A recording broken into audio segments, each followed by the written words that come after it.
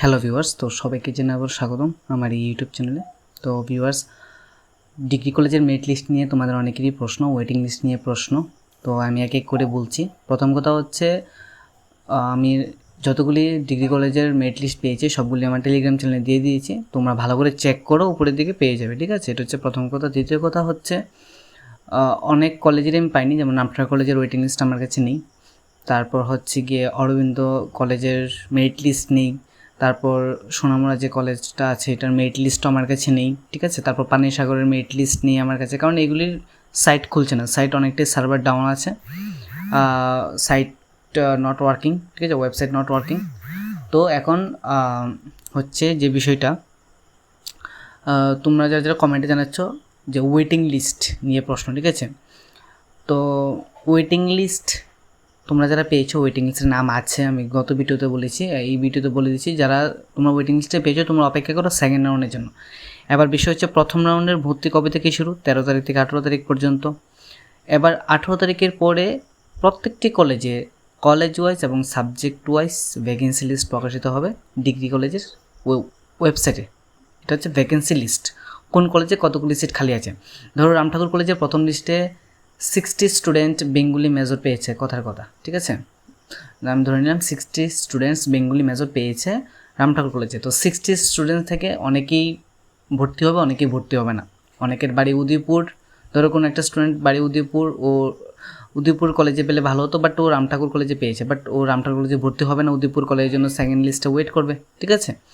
তো এখন বিষয় হচ্ছে, এরকম করে যতগুলি সিট খালি থাকবে তার একটা ভ্যাকেন্সি লিস্ট প্রকাশিত হবে ডিগ্রি কলেজের অফিসিয়াল ওয়েবসাইটে, ঠিক আছে? তো এই ভ্যাকেন্সি লিস্ট পাবলিশ হওয়ার পরেই কিন্তু সেকেন্ড মেরিট লিস্ট প্রকাশিত করে দেবে। এবার সেকেন্ড মেরিট লিস্টে তোমাদের যাদের যাদেরই নাম আছে সবাই তোমরা ভর্তি হতে পারবে, ঠিক আছে?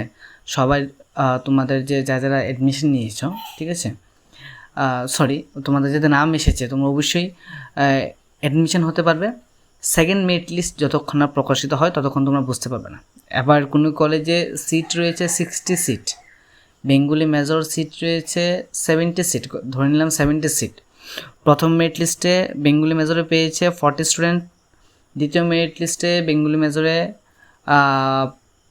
পেয়েছে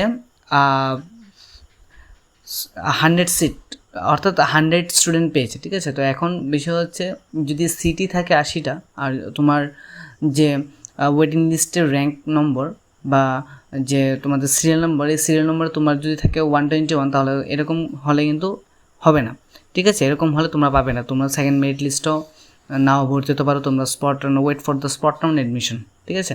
তো বিষয় হচ্ছে, তোমরা যারা ওয়েটিং লিস্টে পেয়েছো, যাদের নাম ওয়েটিং লিস্টে আছে, তোমরা সিট ভ্যাকেন্সিটা ভালো করে দেখে নেবে। আমি সিট ভ্যাকেন্সির ভিডিওগুলি দিয়ে দিয়েছি, ঠিক আছে? ওগুলি ভালো করে দেখে নেবে কোন কলেজে কতগুলি সিট আছে।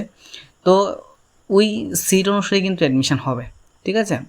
যদি 70 সিটস থাকে তাহলে 70 স্টুডেন্টসই ভর্তি হতে পারবে, ম্যাক্সিমাম 80 স্টুডেন্টস ওরা অ্যাডমিশন নেবে, 10 or 20 সিট এক্সটেন্ড করবে, ঠিক আছে?